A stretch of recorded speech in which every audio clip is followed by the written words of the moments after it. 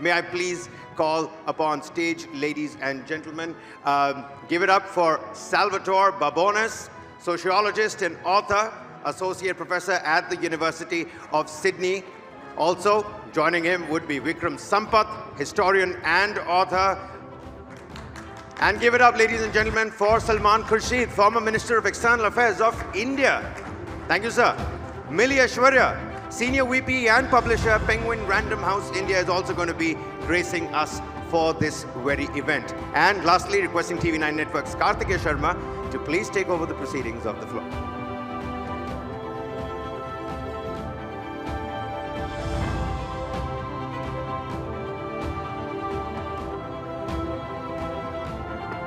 A very warm welcome to all of you. I think Kabir has done a fabulous job, sir, in framing the debate. But there'll be three parts to it. I know there's a paucity of time, but I'll quickly take you through it. The first part will deal with the contours of imagining Indian developments. For example, the Kashmir story in the Western narrative after revocation of Article 370 became a story of suppression, rights issues. It was never seen from the perspective of, say, empowerment or integration. The second part would be a lot of newspapers, journals, countries blamed India for being neutral, not India first. When we said it's strategic autonomy, Europe's war is not India's war. The third part would be on COVID, Ayodhya. But I would like to start this conversation with former External Affairs Minister, former Law Minister, Salman Khurshid. So how do we wrest back the Indian narrative? India, as I said, was accused of cozying up to Russia, whereas there was no question asked to the German investment in China, where the entire East Europe was high on the Russian gas, but we were being seen as neutral, financing a dictator in Moscow. How do we address that? Well, look, somebody controls the narrative in the world. And someone has controlled the narrative in this country as well.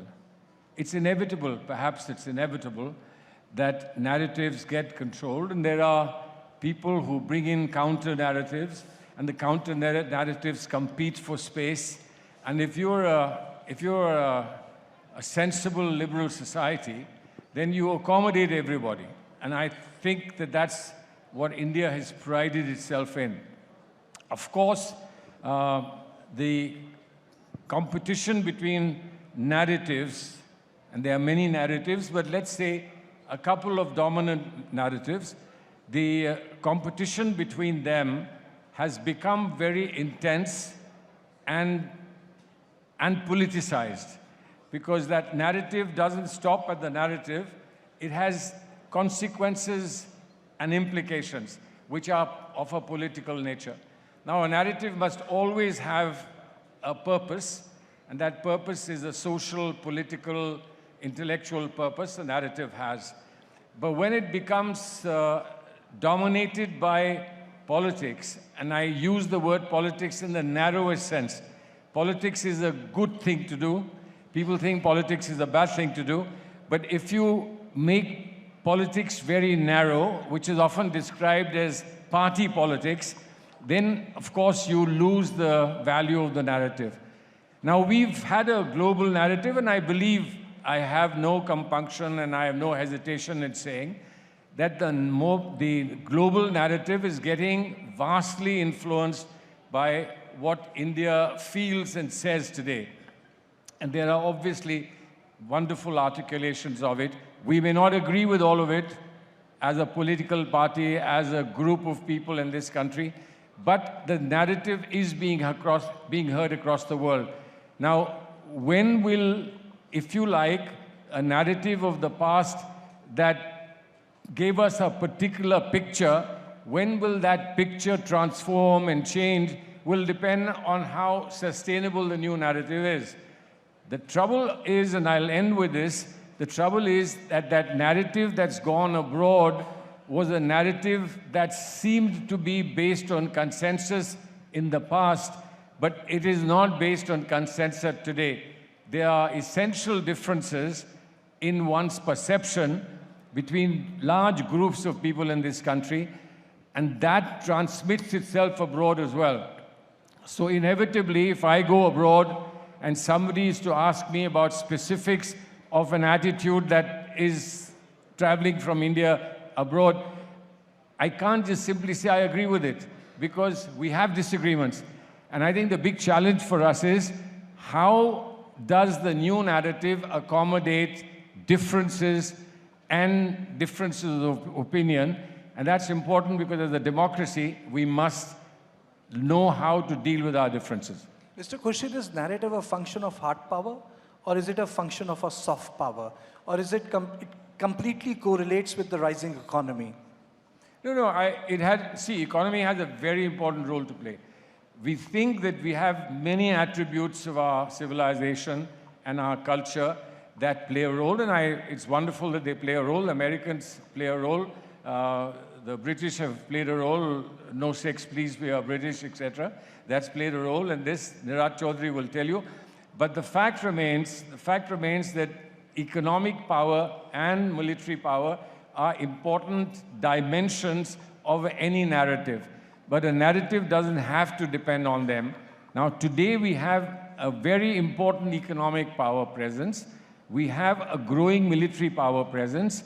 But I think that we should not be dependent only on them. We should reach out to what you might call soft narrative or soft power perceptions or projections, etc. But essentially, what do we do with, if we disagree intensely at home, what do we do with it abroad? Can we agree to disagree so that at least abroad we can agree on everything or seemingly agree on everything? Are big questions that the top leaders in this country, both in terms of intellect and in terms of political power, have to decide. Okay, I understand. And I think in 1990s, if I remember it correctly, there was a delegation which was led by Atal Bihari Vajpayee, and you were steering it when Narasimha Rao was the Prime Minister. But it brings me to another very important aspect which you raised. Vikram, do you think that there is an internal displacement, as Mr. Khurshid was talking about, a shift of the Nehruvian consensus in last 10 years of Modi's tenure? A parallel, alternative, or a competing narrative? Thank you, Kartikeya, and such a great pleasure to share the stage with all eminent people, especially my dear friend, Mr. Khurshid, whom we have always had very healthy debates with. I think the fight today is constantly this, at least on the cultural side. And to a large extent, I believe that it's the culture and the civilization which then defines the hard power. First, you need to have that sense of rootedness to your identity, to where you come from, your civilization, and then you go external and you're able to conquer newer vistas. So there, I think, as you rightly said, there's been this very, very bitter contestation between what is popularly known as the Nehruvian consensus to what is happening today. I think Mr. Nehru was it's product of his time. So there was also the time when a new nation was being born out of the bloodbath of partition and all the other problems that emerged with it. But in the process, I think there was a deep rupture with the past. He was willing, I think, to make a new India that had at best, a very tenuous relationship with the past, where the past was great to be seen as a fossilized museum piece, but never as a living tradition in most cases. I think the flashpoint, and if we discuss that in the context of what happened in Ayodhya last month, is the flashpoint of Somnath, where I think, in my view, Nehru would have been very happy to have given up the temple to ASI to have it renovated as a museum piece rather than as a living tradition. And he had this constant feud with the then president, Dr. Rajendra Prasad or K.M. Munshi, saying, I'm very, very worried about Hindu revivalism and what it would do to my image of my government, both inside India and outside India. So this preponderance, as this predilection with your secular credentials, so to say, almost meant that the largest community in the country had to tone down its appearance. Every other community in the country had the right to, wear its identity on its sleeve, but somehow if a Hindu even mentioned it with a little more, assertion, was seen as a communal and a bigoted kind of an expression. Now, when we talk of identity, the basic moorings and the underpinnings, whether we like it or not, is not necessarily in the theological and in the religious sense, but in the cultural sense, our identity certainly has a lot of predominance of Hindu, culture. So to distance that and make that rupture from the past, I think that is where all the schisms come. And today, while we are forging ahead on all the other fronts, whether it's economy or in the military front, the social schisms and the social trouble we are seeing are all battles of the past, where history becomes such a live battlefield. We are constantly thinking of renaming cities, renaming towns. We have not made, peace with our past. There's been subterfuge, there's been whitewashing, the past. And as a result, these conflicts keep coming, and that in turn defines what I think the narrative becomes. And look at the way, we've also called ourselves a secular nation, but we are the only country where only the majority community, the Hindu community, is not allowed to own its own temples, its own places of worship. We can't run our own educational institutions. If secularism means separation of church and state, the state or the government has no business running temples. I come from Karnataka, where in the recent budget, you had 300 crores for the Waqf properties, you had 200 crores for Christian institutions, and a 10% tax on Hindu temples, having a revenue of more than 1 crore.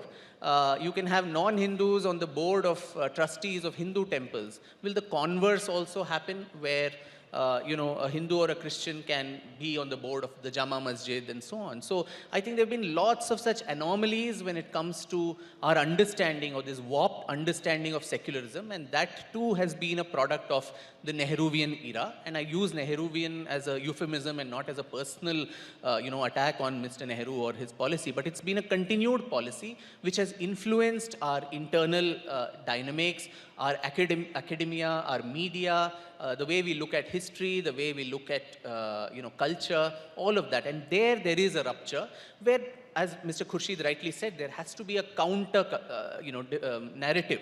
And so far, that counter narrative has been quite ruthlessly suppressed. There has been no power for that to express itself. Whether it's in academics, whether it's in media, people have paid a very heavy price, for forcefully putting forth their viewpoint. Now, to use Nehru's own terms, the soul of a nation long suppressed is finally finding utterance. And so this fight between India and Bharat, where does the soul of this nation rest? Are they the same? Are they different? Is it India that is Bharat, which means Bharat was the original entity and India was another version of that? All these contestations, and I think they are very healthy contestations, are finally happening, which was not happening so far in the last 70 years. Okay, very well put. Salvatore, my question to you is that India has a colonial past. We have inherited colonial histories. We have inherited colonial methods of reading and writing, which is like, not my words, in the words of Michel Foucault, an archaeology of knowledge, which is a privileged knowledge. Then you have less privileged knowledge. Then you have the subaltern knowledge, the layers of knowledge. So how do we wrest back our story from colonial writing, from colonial framing of Bharat, Bharatvarsh, India, in which she was exotic, she timeless, changeless, where the real India lived in villages, not in cities? You don't have to take it back. Look, the debate over the nature of India is not a debate between Bharatis and colonists. It's a debate among Indians, and it's one for Indians to work out for themselves. It's true that this identity debate has become a fault line in Indian politics, but that's not particularly distinctive. It's a fault line in American politics. Talk to some Americans, and American is a slave country based on institutional racism, and their opponents are white supremacists. My own president, Joe Biden, literally said last year that elections in Republican states would be no better than elections in the totalitarian regimes of the 20th century. And then he said, and I mean that literally. Of course, his opponent, Donald Trump, says that elections in Democratic-controlled states are completely meaningless because of ballot box stuffing and fake votes. Yet, in America, we have these debates and no one questions American democracy. In Australia, we have these debates over the nature of the Australian nation, but there's no question about Australian democracy. In New Zealand, there's a huge debate about settler colonialism versus Maori conceptions of the nation, and there are no questions about Maori or about a New Zealand democracy. I hope we can lay to rest these questions about Indian democracy, because these are Indian questions. It's not a matter of colonialism, it's a matter of today. Okay. Mini, what tools are required to tell the India story? More Indian writers writing about India, or more writers in India writing in the Indian/Bharatiya idiom? Well, you spoke about soft power. And of course, you know, for a developed nation and for a nation, any nation to be taken seriously in the international arena, it has to be strong military and economy and other things. But of course, soft power, the power of words, literature, and most, actually, interestingly, political parties or ideologies have, you know, come about from books and thought and words written by other people. So I think books do play a very important role. In Penguin, we like to publish everything that, you know, as a team we believe in. So I have two writers here, both Vikram and Salman Saab, and we publish their books.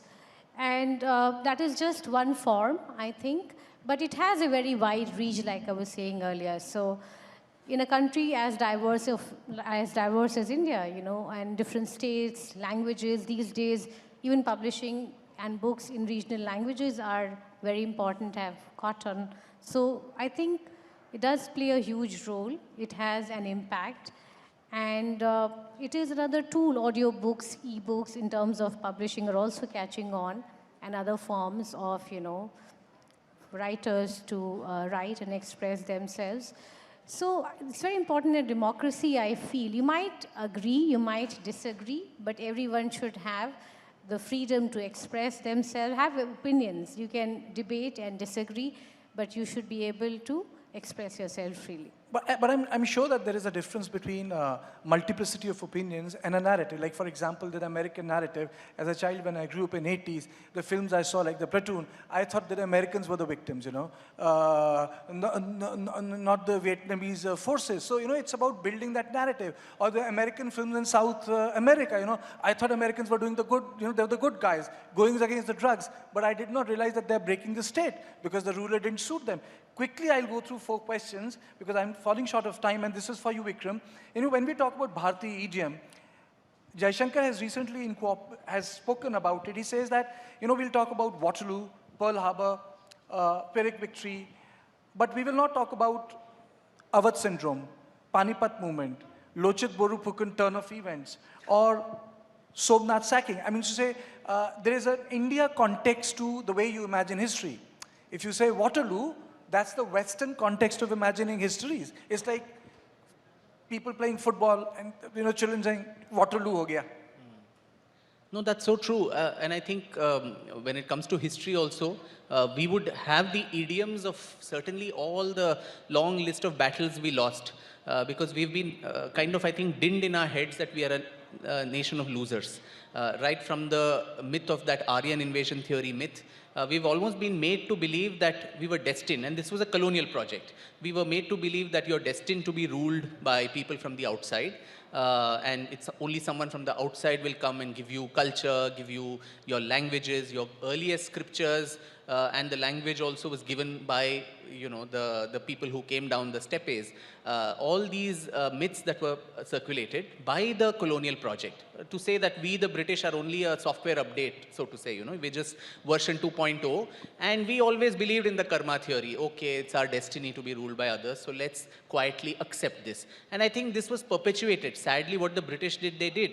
But post-independence, I think we had a golden opportunity to correct that and create that grand India narrative. narrative. You spoke of the America's narrative. You have the American exceptionalism, or even China, which talks of a civilizational narrative as a closest neighbor when it comes to civilization that way.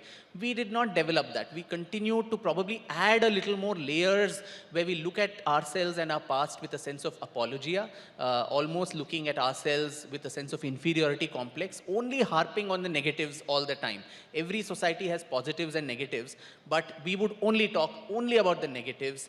We would not talk about Lachit Borphukan. The Battle of Sarai Ghat will not strike a bell. The Battle of Kolachal, where Martanda Varma defeated the Dutch East India Company, or Rani Abbakka, who defeated the Portuguese, or Rani Naiki Devi, who defeated Muhammad Ghori in the Battle of Kasarhada. Those will not strike a bell in the minds of any young Indian, whereas all of us would know about the Arab invasion and Muhammad bin Qasim, the battles of Panipat, the Anglo-Mysore, Anglo-Maratha, Anglo-Sikh, every war where we lost as a civilization. So I think that is and this is the soft part, the operating system. If that is faulty, then your hardware, how much ever good, I don't know how far it can go and for how long. Salvatore, the human rights, it's a stick to beat various states. Americans get away by breaking Syria, and you have and they'll say there's a freedom movement there. They've broken Iraq. They have interventions everywhere in Northern Africa. But rights issue gets weaponized against India. You have an issue, and it becomes a human rights problem. What's the way out? How do we set our record straight there?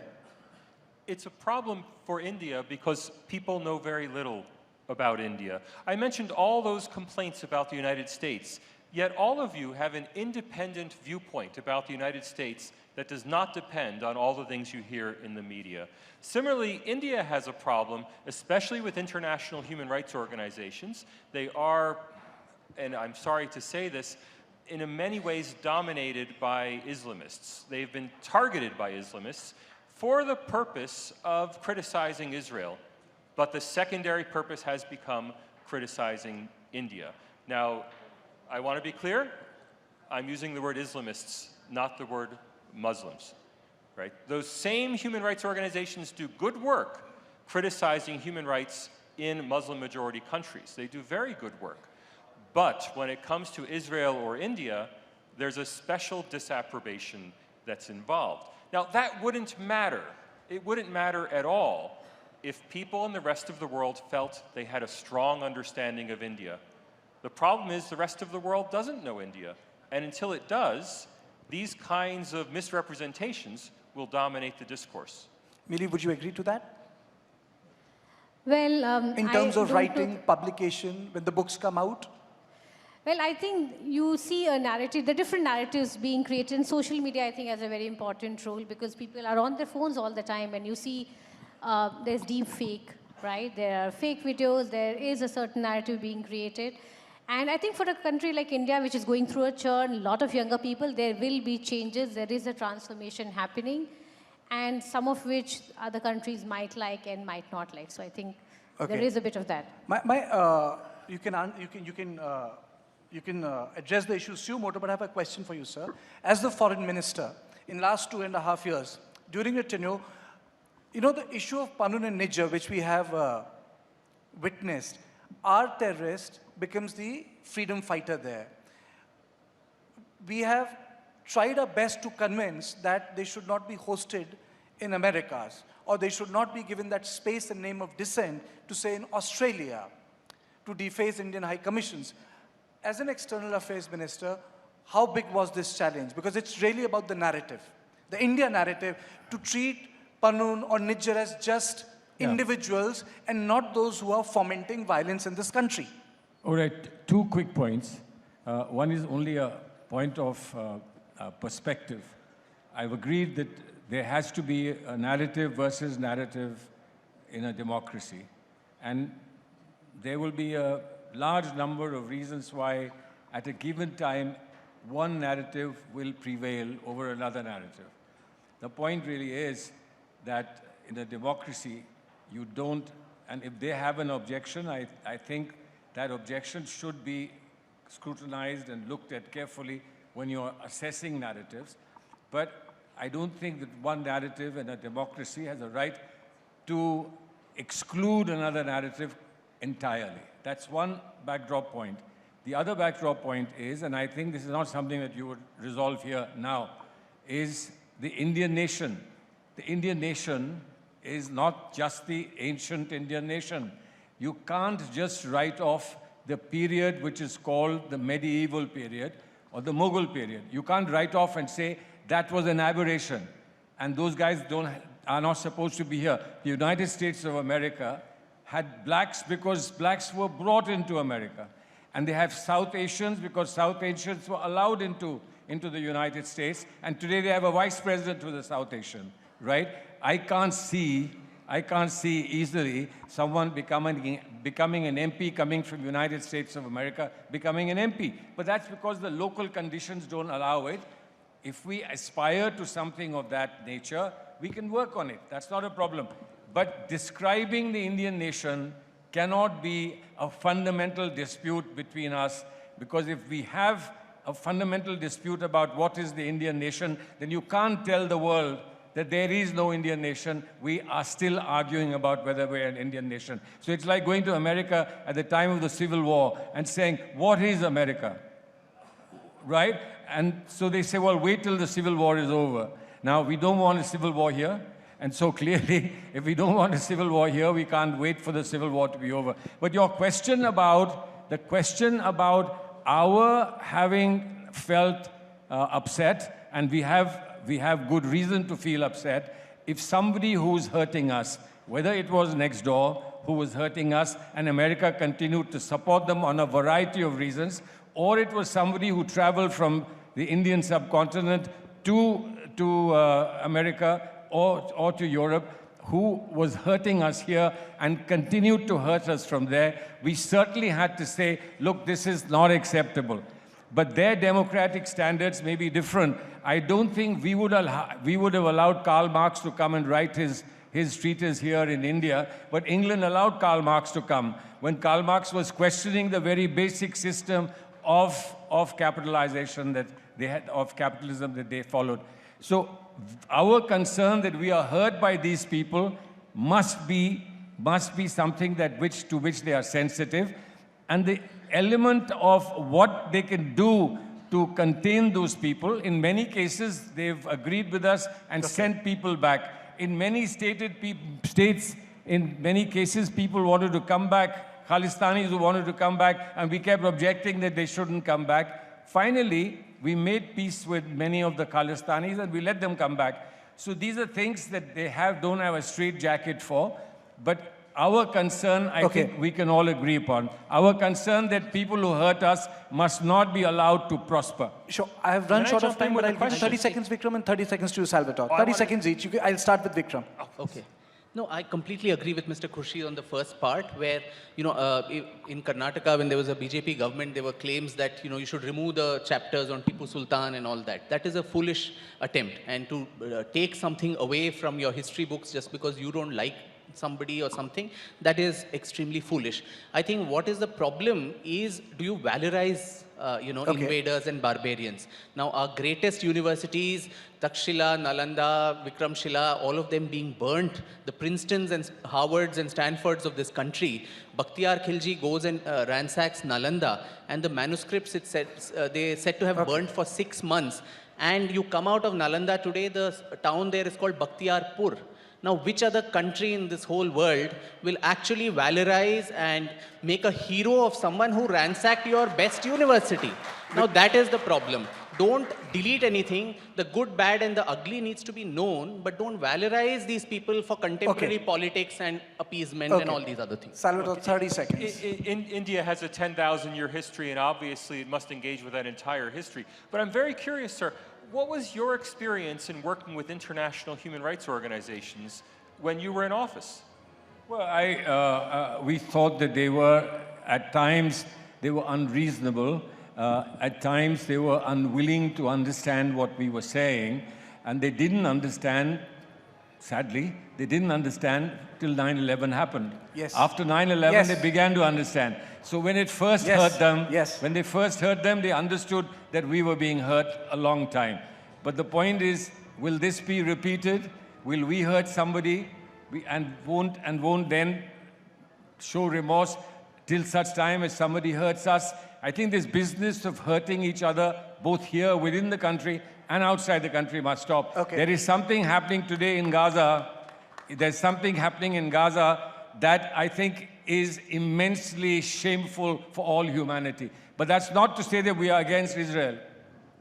Right? What happened to Israel was terrible. It was terrible what happened to Israel. But how far can Israel go? Okay. How far can it go is a big question. Okay. I think we had a very fruitful discussion without letting it turn into another civil war. But I think we have set the record straight on most of the issues. And I think the bottom line here is, in many areas, India has tried to set the record straight. And in many areas, India has set the record straight. Thank you, all of you. Thank you, all of you. We've just agreed to disagree. I think that's fine. I think that's fine. All right, ladies and Thank you all. gentlemen, But let's... let me just be very clear about one thing. There is scope for discourse and dialogue, and for people like Vikram Sampath to be upfront will make that dialogue possible. There are many people I could name who would not allow the dialogue All to right, happen. I think Thank you that so much. deserves Thank a round you. of applause. Ladies and gentlemen, thank you very much.